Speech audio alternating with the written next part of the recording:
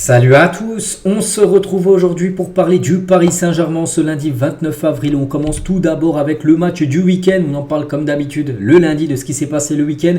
Donc le PSG recevait l'équipe du Havre, c'était samedi soir. Bon, 3 partout, donc le PSG a déçu quand même les gars. Le Havre l'avant-dernier, le PSG avait l'occasion d'être champion de France à domicile. Ça n'a pas été le cas. Bon après, c'est vrai que ça a été un miracle comme que le PSG ne perd pas le match parce qu'il y a quand même 3-1 pour l'équipe du Havre. Il restait un quart d'heure de jeu, Hakimi 77e et surtout Gonzalo Ramos, magnifique but de Gonzalo Ramos parce qu'il faut la mettre vraiment en tête. Avec, vu qu'il pleuvait beaucoup les gars, ça a fusé, ça a fait poteau rentrant, magnifique but. Mais voilà, donc on est un petit peu sur notre fin bien sûr par rapport à cette performance du PSG qui aurait dû être meilleure. Il aurait dû avoir une victoire pour fêter, on peut dire, ce titre de champion de France au Parc des Princes, au lieu de le fêter hier soir, bien sûr, avec la défaite, on peut dire, de Monaco, qu'on va parler juste après. Mais bon, voilà, 3-3. Donc les statistiques, bon ça a été un PSG les gars, il y a eu beaucoup de possessions, beaucoup de tirs. Le problème les gars, c'est bien d'avoir 17 tirs, 4 tirs cadrés, oui c'est vrai que tu mets des buts, mais aussi beaucoup de recades. Et le problème les gars, c'est la défense. Je pense à un joueur les gars, Danilo, je regarde les matchs, Danilo les gars, il n'a pas été bon, il a sombré sur tous les buts du Havre les gars, il est quasiment coupable à chaque fois.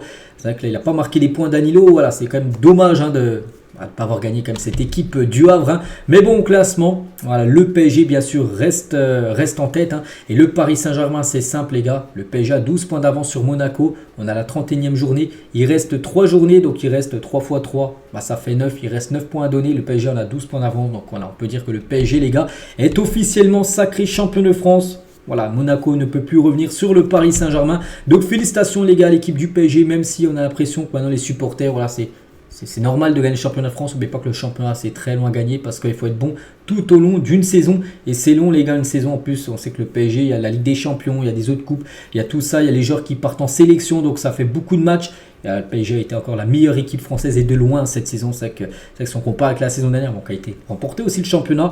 Mais là, cette saison, vraiment, le PSG était au-dessus quasiment de tous ses adversaires, bien évidemment. Donc voilà le 12e titre de champion de France du Paris Saint-Germain après 86-94. Puis après, ça a été le festival de 2013 jusqu'à 2024. Bon, il y a eu 2 échecs. Ça a été en 2017 et en 2021 où Monaco et Lille avaient gagné le championnat. Sinon, le PSG a tout raflé, les gars. Et bien sûr, avec 12 titres de champion de France, le PSG qui avait déjà le record à partir de la saison dernière et conforte, on peut dire, confirme, voilà, peu importe son record, les gars, améliore son record avec 12 trophées devant Saint-Etienne 10 trophées et Marseille qui en a 9. Donc voilà, le PSG les gars, et en plus pour les années futures quand on voit quand même l'écart quand même, en plus là ça joue très bien avec Luis Enrique, l'écart qu'il y a avec le PSG et les autres équipes. Je pense que le PSG peut vraiment écraser, vraiment y mettre beaucoup d'avance par rapport à ses poursuivants dans les années futures. Et surtout ce trophée il est spécial, pourquoi? Parce que c'est le 50e trophée de l'histoire du Paris Saint-Germain en 58 ans d'existence. Oui, le bilan est très très bon. Donc voilà, en tout il y a eu 12 Ligue 1, donc là 2 trophées en plus, donc ce qui veut dire 14 Coupes de France remportées, 12 Ligue 1, 12 trophées des champions. Et il y a eu à peu près, ça doit être 9 coupes de la Ligue, une coupe des vainqueurs de coupe, la C2, qui a été remportée il y a pas mal d'années. Il y a eu la coupe Intertoto et la Ligue 2 qui a été remportée. Donc maintenant on espère bien sûr une autre ligne, la Ligue des Champions bien sûr, parce qu'on sait que le PSG est parmi les 4 meilleures équipes européennes cette saison.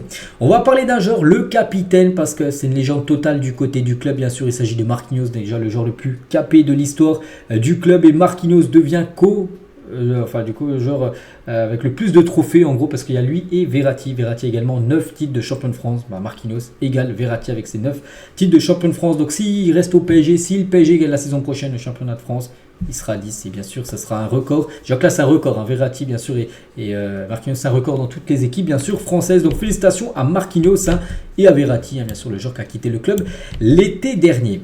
Premier titre de champion de France pour tous ces joueurs, pour Dembélé, pour Marco Asensio, pour Lucas Hernandez, pour Luis Enrique le coach, pour Bradley Barcola ou par exemple Manuel Ugarte. Ils sont tous champions de France pour la première fois. On peut rajouter aussi sur cette liste des joueurs qui manquent, Ethan Mbappé bien sûr, ou Cherendor, parce que Cherendor a joué en début de saison. Puis même s'il a été prêté à Braga, il a aussi dans son palmarès vainqueur de la Ligue 1, vu qu'il avait joué au moins 1 minute cette saison. On va parler du palmarès de Kylian Mbappé à l'âge de 25 ans. Il est exceptionnel avec combien ça fait 7 Ligue 1 remportées, dont 6 du côté du PSG et 1 remportée du côté c'était de son ancien club, l'AS Monaco. Il a remporté 3 trophées des champions, 3 Coupes de France, 2 Coupes de la Ligue, 1 Coupe du Monde et une National League avec la sélection, l'équipe de France. Incroyable bien sûr le palmarès de Kylian Mbappé. J'en suis, il va encore des trophées, il peut encore remporter 2 trophées cette saison PSG. Et on espère bien sûr qu'ils seront remportés ces deux-là. Luis Enrique lui aussi remporte un nouveau trophée dans sa carrière d'entraîneur. Bon, il a remporté une Ligue des Champions avec le Barça. On espère peut-être une autre l'a remporté avec le PSG. Il a remporté 3 Coupes du Roi, 2 fois la Liga. Et du côté de la France, un trophée des champions. Son premier trophée au PSG, c'était contre Toulouse, c'était en janvier dernier. Et la Liga, bien sûr, remportée. C'était exactement hier. Et bien sûr, lui, il le dit, il a ouvertement dit de ses propres mots qu'il vise le quadruplé. C'est bien de trophées, mais c'est pas assez. Il veut les 4. Donc, trophée des champions Ligue 1. Pour l'instant, c'est sûr, c'est fait, c'est officiel. Il y a la Coupe de France, les gars, le 25 mai prochain contre Lyon, on est en finale. Puis bien sûr, la Ligue des Champions, il reste 3 matchs. Enfin 2, voire 3. Donc voilà, bien sûr, on espère le maximum de trophées pour Luis Enrique et pour l'équipe. Nasser, le président bien sûr du PSG, qu'est-ce qu'il a pu dire donc gagner le championnat est fantastique, mais remporter la Ligue 1 pour la 12e fois est encore plus spécial. Félicitations à tous les joueurs, à notre entraîneur Luis Enrique et à son staff, à Campos et à son département, ainsi qu'à tous les membres du club. Il a également dit l'équipe est tellement collective et unie. Je n'oublie pas les supporters qui ont été extraordinaires. Nous allons profiter de ce moment en famille et aussi continuer à travailler dur match après match jusqu'au dernier moment de la saison. Donc voilà ce qu'il a pu dire Nasser, bien sûr quelqu'un de très heureux par rapport à ce nouveau titre de champion de France. Regardez un ancien joueur les gars, Sergio Ramos a félicité le PSG pour son 12e titre de champion de France les gars. Neymar par exemple, il n'y a pas eu de message comme ça, non, voilà, par rapport à la Ligue 1 remportée, non. Sergio Ramos l'a fait, un joueur que pour moi j'ai encore beaucoup de regrets qu'il ait quitté le club l'été dernier parce que lui voulait rester, c'est surtout le PSG qui n'a pas voulu le prolonger, mais voilà, on lui souhaite bonne chance bien sûr à Ramos avec son équipe de Séville actuellement. Tiens, on va parler d'un autre Ramos les gars, Gonzalo Ramos, parce qu'on en a parlé du titre, tout ça, mais on va revenir aussi sur le match du 3-3 parce qu'il y a des choses à dire et Ramos, Ramos c'est lui qui égalise parce que le PSG perdait 3-2 contre l'équipe du Havre, ça aurait fait tâche quand même de perdre 3-2, tout ça. Heureusement, il sauve, on va dire, le PSG de la défaite. Et c'est vrai qu'il a été décisif, il entre à l'heure de jeu à peu près, 78e minute de jeu. Donc un quart d'heure après son entrée, passeur D pour le but d'Hakimi. Et 20 minutes après, il marque le but. Donc un but, une passe dans l'espace de 30 minutes pour Gonzalo Ramos. Hakimi aussi, gros match de la part d'Achraf Hakimi, certainement sa meilleure saison du côté du club parisien. Et Hakimi, buteur, donc c'est son 14e but et passe D de la saison. Mais pas qu'il joue défenseur droit. Donc oui, les stats sont quand même exceptionnels pour Achraf Hakimi. Les joueurs, les gars, enfin les notes aujourd'hui. Voilà les notes du match bon bref peu importe. Donc Keylor Navas il a pris 3 buts c'est vrai que c'était peut-être son dernier match en tant que titulaire parce que on pense pas que là les fins de match de la saison, même si le titre est acquis, je pense que Donnarumma va gauler. La Ligue des Champions sera Donnarumma, la Coupe de France sera Donnarumma, donc peut-être c'était le dernier match de Navas, puis il finit bien sûr avec quand même 3 buts pris, mais bon, ça reste bien sûr un très bon joueur. Danilo, bon, catastrophique, une note de 2. Kolo Muani, lui, c'est un gros problème, Kolo Muani, une note de 2 également.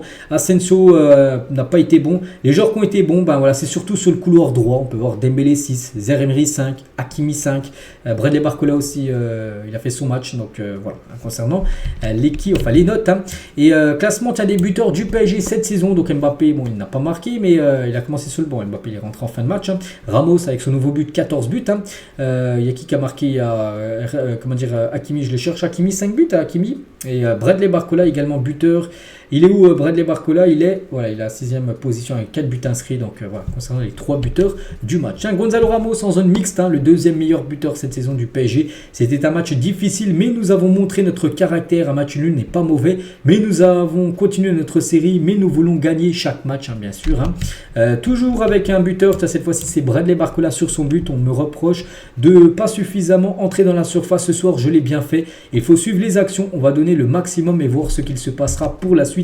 Et il y a quand même une grosse cohésion, on travaille beaucoup, on est très à l'aise. C'est pour ça qu'on arrive à faire de bonnes choses en attaque, on est complémentaires, on a bien joué et travaillé ensemble. On ne peut que bien finir la saison, on espère, parce que là, voilà, vraiment là c'est le sprint final. Là on est le 29, n'oubliez pas que dans un mois, si le PSG va en finale Ligue des Champions, ce sera le dernier match de la saison, c'est le 1er juin, donc voilà, quasiment dans un mois, jour pour jour. Donc là vraiment c'est le dernier mois, c'est le mois en plus où le PSG est encore engagé dans toutes les compétitions. Donc on espère très bien finir.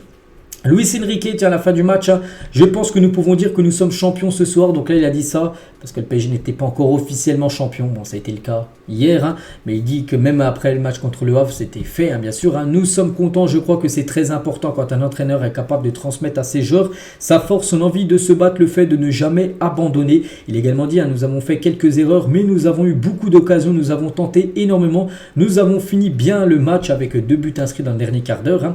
On peut, avec plus de 20 buts, le PSG PSG quand même cette saison inscrit dans le dernier quart d'heure. C'est l'équipe bien sûr la plus prolifique, on va dire, sur le dernier quart d'heure des matchs. Bref, on peut dire que nous sommes quasiment champions. Bon, maintenant c'est fait, parce qu'il avait dit ça après le match contre le Havre où c'était pas encore officiel.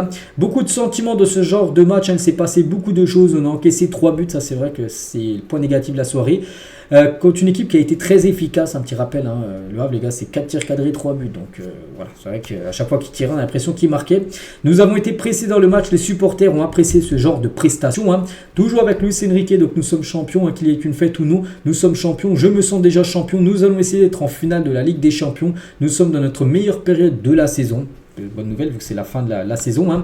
Le Havre a fait 145 passes et réussi à mettre 3 buts. Je n'ai jamais vu ça dans ma carrière. Nous avons mérité de gagner. Mais le foot est comme ça. Nos supporters sont incroyables. Ils ne cessent de nous supporter même quand on était mené 1-0, 2-1 ou voire 3-1. C'est vrai qu'il y avait 3-1 pour l'équipe du Havre en fin de match.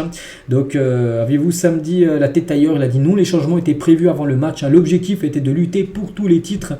Nous avons gagné le championnat assurément. Même si on ne prend plus aucun point, on a 29. Bon bref, voilà, il revient par rapport à Monaco, de ça, où c'est plus possible.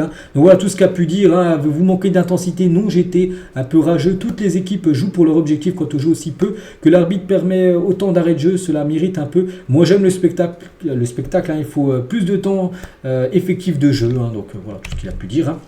Luis Enrique, et nous arrivons au meilleur moment de la saison, nous pouvons performer au meilleur niveau. Je suis convaincu que nous allons lutter. Mon objectif est d'atteindre la finale bien sûr de la Champions League, on espère, parce que là on va en parler un petit peu tout à l'heure, et beaucoup demain et surtout beaucoup après-demain, parce qu'après-demain c'est le jour de match, c'est le déplacement à Dortmund. Et il parle de Gonzalo Ramos, oui c'est surprenant et on doit le souligner, le jour où vous avez besoin de lui, il est présent, son coup de tête nous rend plus facile l'obtention de la Ligue 1. Maintenant nous devons donner de la joie à nos fans pour le reste de la saison. Donc voilà ce qu'a pu dire Luis Enrique sur Gonzalo Ramos. Donc le programme maintenant, donc là le match contre le Havre a été joué, donc là c'est tous les matchs. Bon là il y a le match contre Lyon tout en bas qu'à ajouter, voire peut-être un autre match, une finale, mais là regardez, là jusqu'au dernier match de la Ligue 1, il y a Dortmund, Dortmund qu'on a beaucoup parlé. Le match contre Nice, les gars, est reporté parce qu'il n'y aura pas de match entre le match aller et le match retour. Donc là les 2 prochains matchs, c'est simple, maintenant focus 100% sur la Champions League.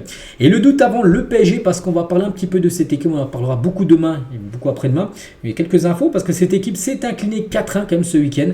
C'est que le PSG a failli perdre, mais bon, le PSG a quand même accroché le nul, mais Dortmund ils ont perdu. Bon, c'est en plus c'est un match important pour eux parce que Leipzig ils étaient 4e, eux ils étaient 5e, il fallait absolument qu'ils gagnent et du coup ils n'ont pas gagné. Maintenant ils sont en 5 points derrière Leipzig et du coup ils ont pris 4-1 comme cette équipe de Dortmund avant de recevoir le PSG après-demain. Et concernant l'arbitre, les gars, c'est officiel, c'est lui, c'est Anthony Taylor qui sera l'arbitre du choc entre Dortmund et le PSG. Donc peut-être son visage vous êtes familier. Pourquoi? Parce qu'il avait été arbitre du match entre le PSG et le Barça. Le match aller où le PSG s'est incliné 3-2. C'était lui l'arbitre du match.